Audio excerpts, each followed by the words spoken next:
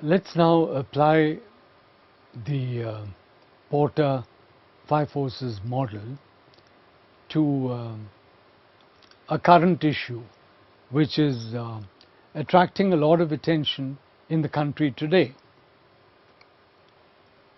Let's take Walmart, the US supermarket giant, which is considering entering India. Now, Walmart is asking itself the question, is the supermarket industry in India attractive? Right? Now, Walmart is asking itself, is the supermarket industry in India attractive for itself? Is it attractive as an investment opportunity? Right? In other words, is it attractive as an investment opportunity where, through satisfying the needs of consumers, a margin, a profit can be made? Let's apply the Porter Five Forces model to the supermarket industry in India, and let's see if we can provide an answer to this question. Is the supermarket industry in India an attractive one?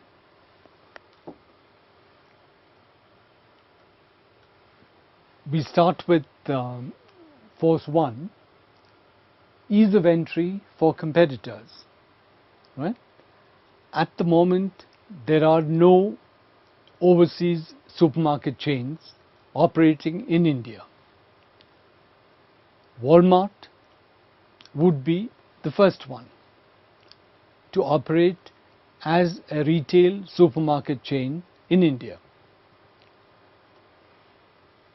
The potential competitors of Walmart are companies like Tesco, which is a UK supermarket chain, Metro, which is a German supermarket chain, Carrefour, which is a French supermarket chain. These are potential competitors for Walmart. Now, once Walmart has entered the supermarket industry in India, then the question is, how easy is it for others like Tesco, Metro and so on to enter the supermarket industry following Walmart? That is the question. If it's easy for Tesco and Metro and Carrefour to come in after Walmart has already come in, if it's easy for the others to come in, then the industry is not so attractive for Walmart. On the other hand, if the industry is such that Walmart can create brand loyalty and prevent customers from wanting to move to a potential competitor, if that is the kind of industry the supermarket industry is, then it becomes that much more difficult for a potential competitor to enter, and therefore it becomes that much more attractive for Walmart to enter, to be in the industry. Now, the supermarket industry certainly can give rise to brand loyalty. The supermarket industry is not like the cement industry. In the case of the cement industry, cement is a product where it's very difficult to create brand loyalty. That is not the case with a supermarket industry. If you go to a Walmart supermarket, Walmart shop, and you find that your needs are met comprehensively and that your needs are met very economically which is one of the great points of Walmart, that Walmart always provides products at the cheapest rate that is available in the market, right?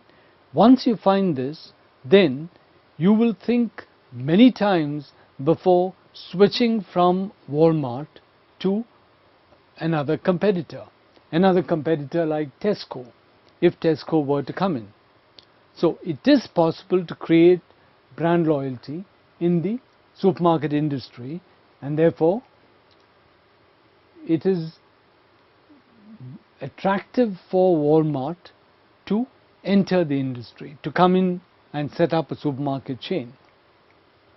Now, let's give +1 to the issue of brand loyalty. +1 represents that the industry is attractive. Now let's look at economies of scale. Now, economies of scale, you recall, is a question of when you buy large numbers, the price at which you buy them comes down. Once Walmart is in India, and once Walmart has set up, let's say, 200 shops across India, or incidentally, Walmart has 250 shops in China, which it has set up over 20 years. Now, in the case of India, Walmart is entering with that experience, and hence would set up these 200 shops in a couple of years, right?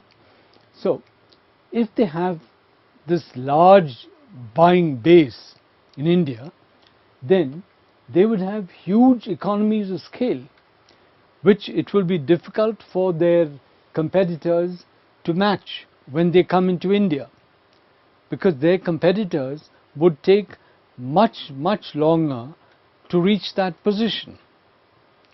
Therefore, let's give another +1 for economies of scale. So, cumulatively, for force 1, ease of entry for competitors, you were saying that the attractiveness score is 1 + 1, which is 2 in the case of force 1. Now let's go on to force 2.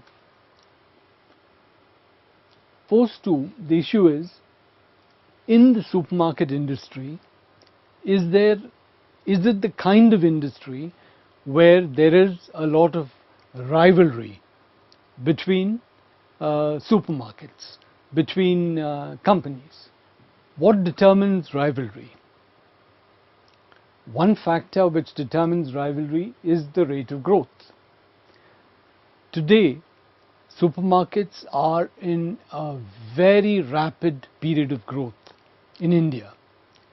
And considering the fact that the supermarket industry has just begun in India, and that the Indian population, both in the urban and in the rural areas, is increasingly becoming market oriented, right? The possibility of the supermarket industry growing in India for the foreseeable future is very high. In that situation of high rate of growth, rivalry between supermarket chains will be low. As we saw earlier, when the rate of growth is high, rivalry is low. When the rate of growth is low, that is when rivalry between firms in the industry becomes high. So, since rivalry is low, let's give a +1. Now, let's look at amount of fixed costs which leads to rivalry. Well, in the case of the supermarket industry, yes, there are a huge amount of fixed costs which have to be put in initially to set up the industry, and these do give rise to rivalry among firms. Therefore, let's put a -1 when it comes to the amount of fixed costs. Then let's look at the exit barrier. Now, you will recall that if the exit barrier is high, which means if it is difficult for a firm to leave that industry after it has entered the industry, if it's difficult, then it makes rivalry high, right? Now look at the supermarket industry. Once you've entered the industry, once you've set up, let's say, 50 shops across the country, it becomes very uneconomical for the company to exit.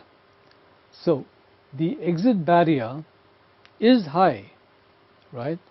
And with a high exit barrier, you will also have high rivalry.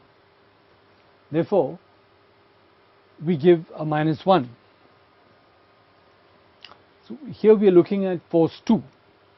Force 2, the combined score for force 2 is 1 -1 -1, and that's a -1, right?